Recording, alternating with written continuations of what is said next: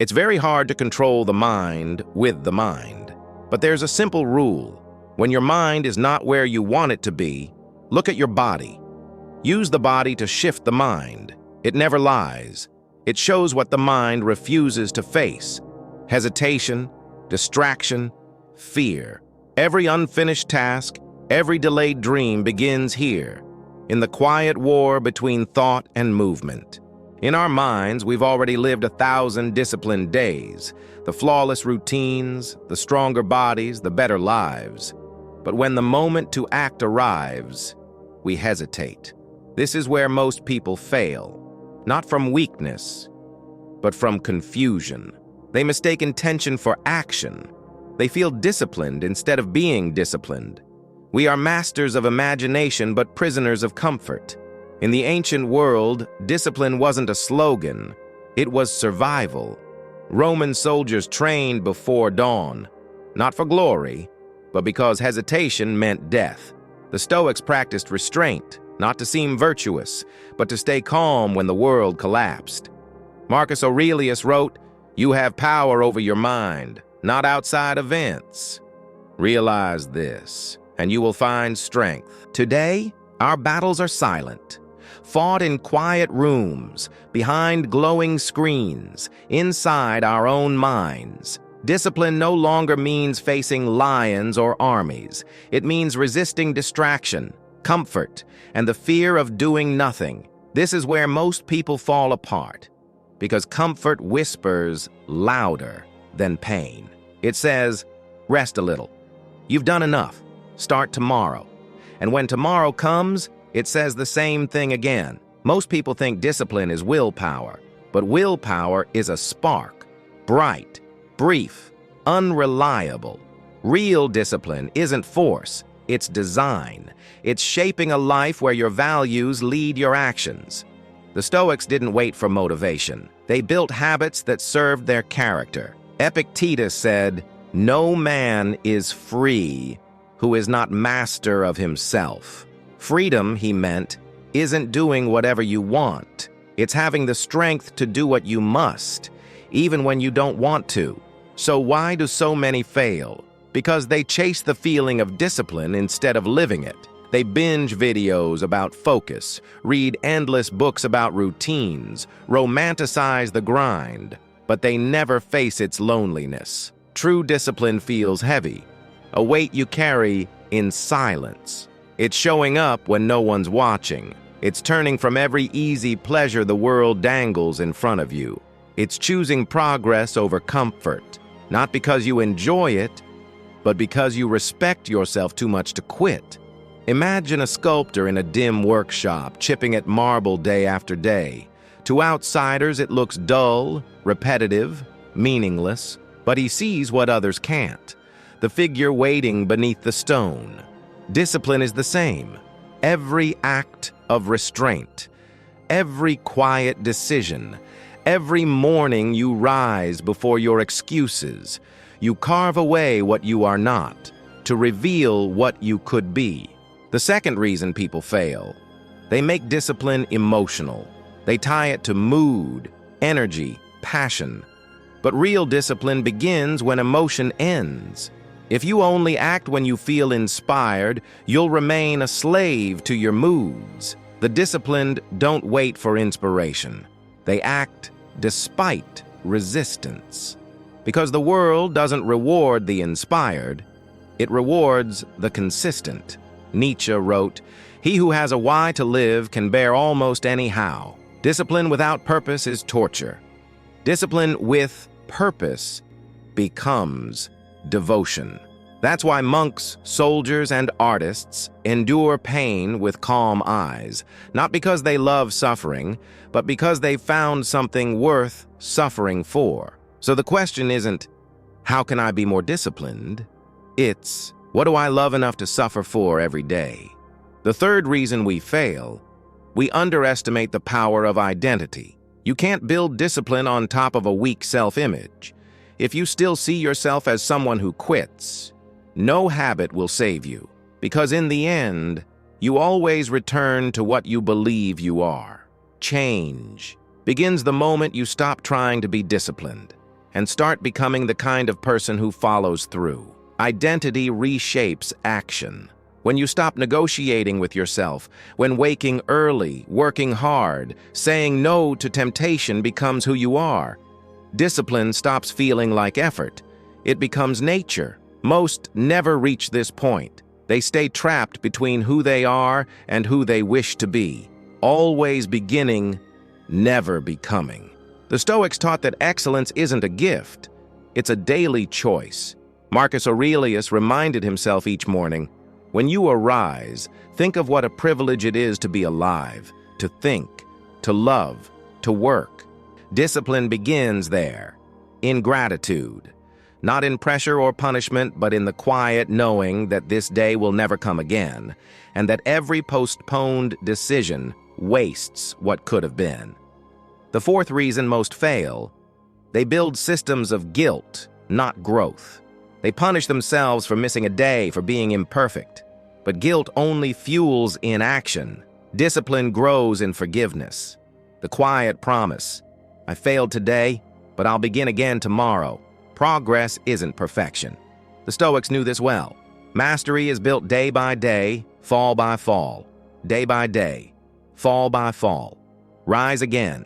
That rhythmic triad would echo the Stoic resilience theme and give it poetic closure. At its core, discipline is a form of love.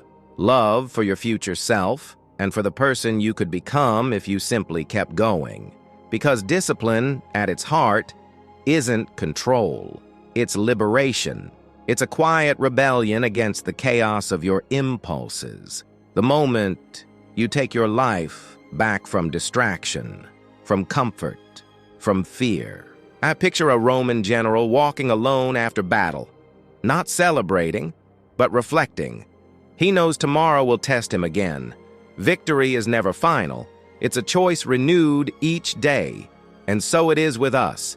Each morning offers the same choice: act or drift, move forward or surrender. You don't need to be perfect. You just need to begin again and again until discipline becomes your nature. In the end, the difference between the disciplined and the undisciplined isn't talent, luck, or circumstance. It's simple. One keeps their promises to themselves. And maybe that's the real secret. Not a hidden technique, not a perfect routine, just the quiet courage to keep your word. Because each time you do, something within you strengthens. Something silent, ancient, and powerful. That is discipline. Not the loud kind that boasts, but the quiet kind that endures. And when that discipline takes root, you'll see. It was never about control at all. It was about becoming free. Because in the end, discipline was never about control. It was about becoming whole. And in that wholeness, free. There's an old story from Sparta. A young boy, training to be a warrior, was told to steal food as a test of survival. He hid a small fox beneath his cloak. When the elders caught him, he didn't flinch, even as the fox tore into his stomach. He stood tall, eyes steady, refusing to show pain. To the Spartans, it wasn't cruelty. It was control. Mastery of the body by the will, a test of discipline, not strength. Because true discipline isn't what you show the world. It's what you conquer in silence. Modern life has no fox beneath the cloak, no battlefield to prove our resolve. Our battles are quieter. The alarm we ignore, the work we postpone, the dream we delay. Each time we surrender to comfort, we lose a small war within. And each time we rise, even slightly, we reclaim ground in that unseen fight. The ancients knew what most of us forget. Discipline isn't built in grand gestures. It's forged in the invisible hours, in the moments when no one is watching, when it would be so easy to whisper, "Not today." The modern world glorifies results, but discipline lives in repetition. The Stoics practiced this daily, not perfection, but presence. They didn't wait for perfect conditions. They shaped their character through what Marcus Aurelius called the work of the soul. He wrote, "Stop talking about what the good man should be. Be one that line cuts through every excuse. Discipline isn't theory, it's embodiment.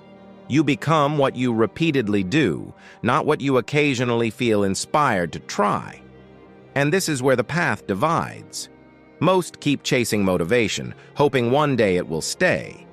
But those who succeed stop seeking and start doing. Because discipline is a muscle, the more you use it, the stronger it grows. And like every muscle, it grows through discomfort, because comfort weakens.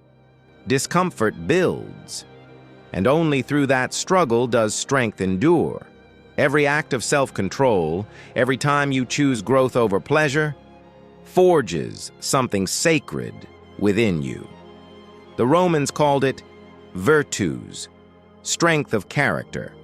The Stoics called it arete, excellence of soul.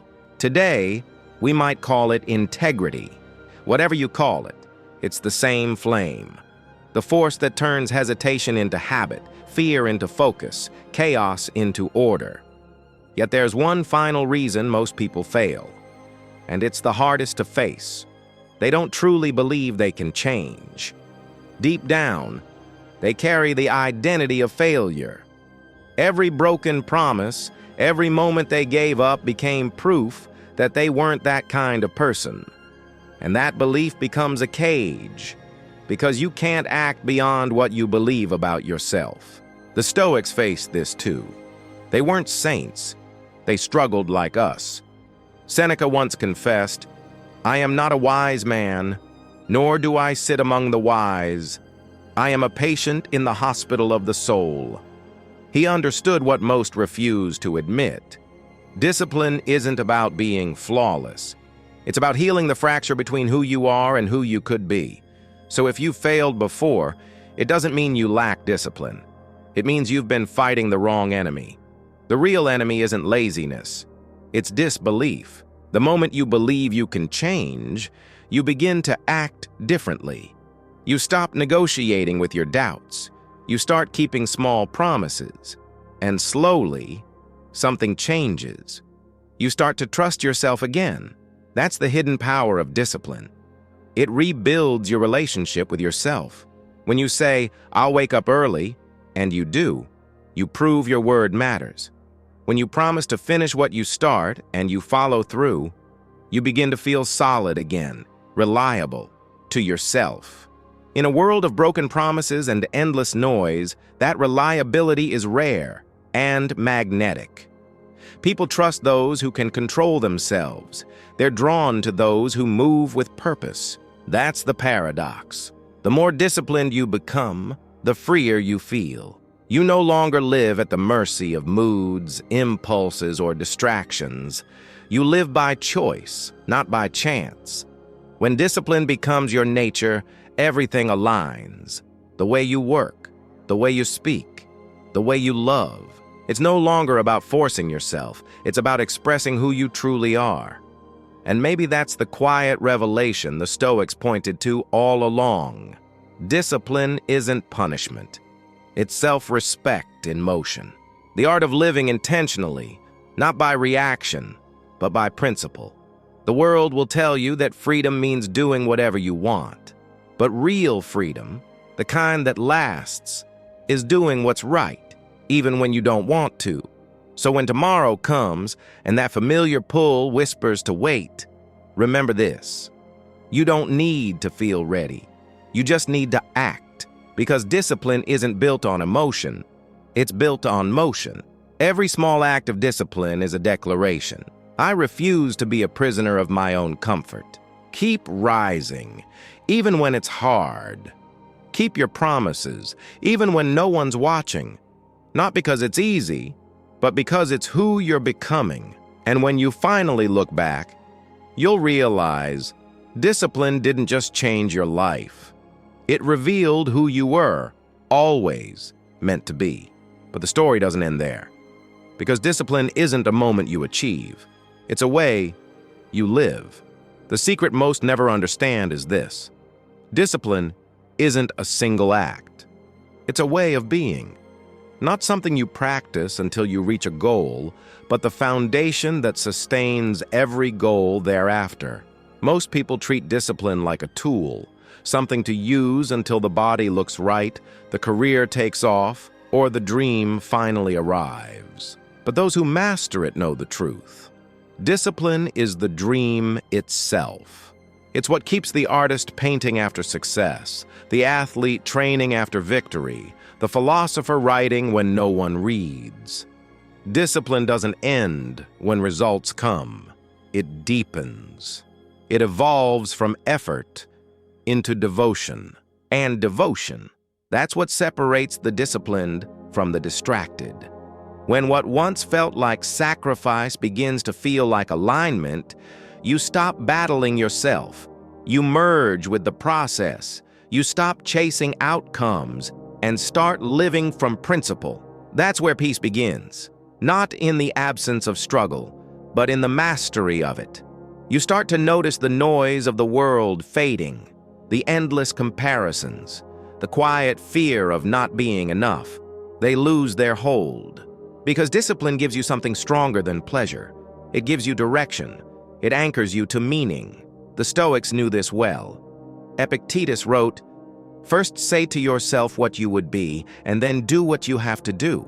It sounds simple, but within that line lies the blueprint for every great life. You define who you are, and through daily repetition, you prove it true. That's why most people fail at discipline. They wait to feel like the person they want to become, instead of acting like them first. Identity is built through evidence. Each disciplined act is a vote for the person you wish to be. Miss a day? It doesn't matter. What defines you isn't the mistake, but the return. Each time you begin again, you reaffirm the truth. I am becoming. In the end, discipline isn't punishment for who you are. It's an act of faith in who you could be. The bridge between your current self and your highest potential. Live this way long enough, and something subtle happens. The world around you begins to shift. You attract those who recognize your consistency. You earn respect without demanding it. You walk with calmness because your life is no longer ruled by chaos. Even your failures transform. What once felt like defeat becomes refinement. What once broke you becomes your teacher. Because the disciplined know every setback is the universe asking, how badly do you mean it? And the answer, always, is found not in words, but in action. If you want to know where to begin, don't wait for motivation or for a sign. Begin here, in this breath, with what you have, where you are. Set one promise, keep it, then another and another, until one day, without even noticing, you'll look in the mirror and realize you've become the person you once admired. And in that moment, you'll understand, discipline was never your cage. It was your key, the quiet force that turned resistance into rhythm, doubt into strength, and life into something sacred. Because in the end, discipline is not about control. It's about becoming whole. Once you grasp that truth, that discipline is wholeness. You start to see life differently. You stop dividing your days into good and bad, productive and lazy. You begin to see that even failure, even distraction, is part of the practice. Because real discipline isn't perfection. It's persistence through imperfection. It's showing up again after the relapse, the burnout, the doubt. It's the art of renewal. Each time you return to the path, you strengthen it. Most never reach this stage. They still see discipline as a battle, a war against temptation and weakness. But those who endure long enough discover a truth. Discipline, when understood, becomes effortless. Not because life becomes easier, but because you stop resisting the effort. You stop negotiating with your purpose. You no longer ask, do I have to? You say, this is who I am. The monk doesn't meditate because he feels like it every day. He meditates because it's his nature. The craftsman doesn't carve because it's easy. He carves because the act itself brings him closer to truth. That's what discipline becomes when it matures. Not a burden, but a devotion to excellence.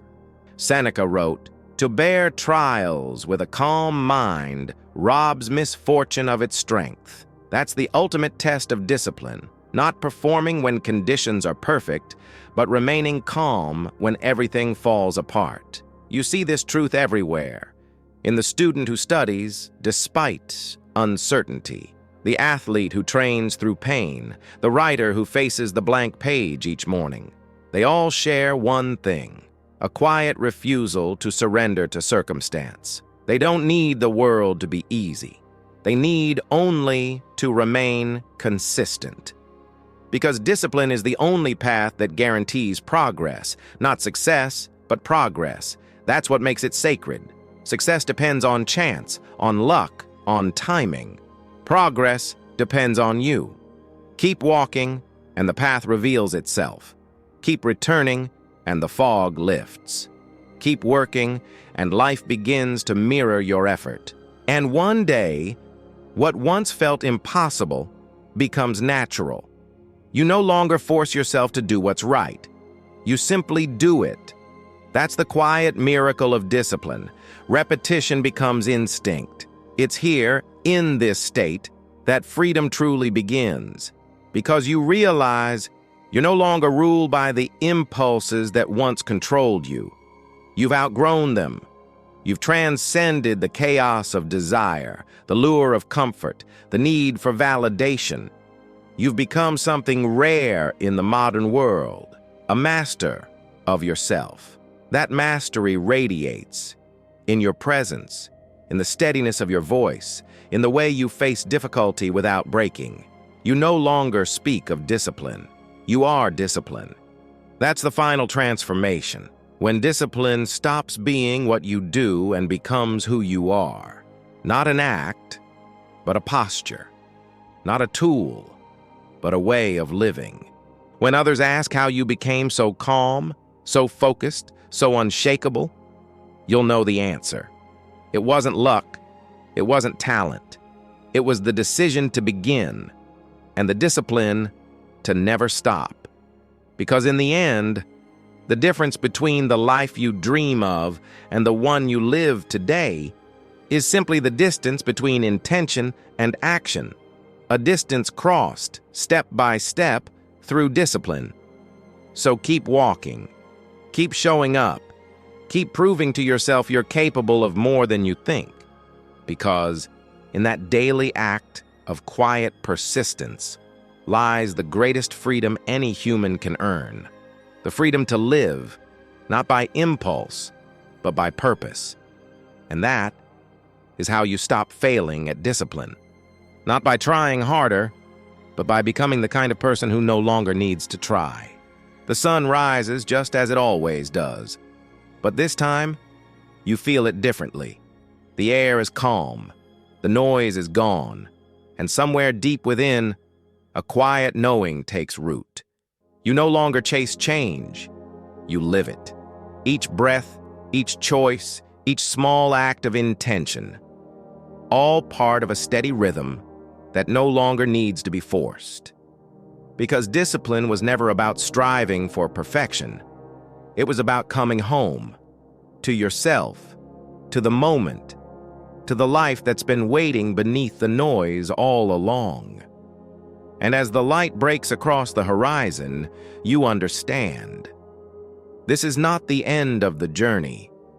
It's the beginning of mastery.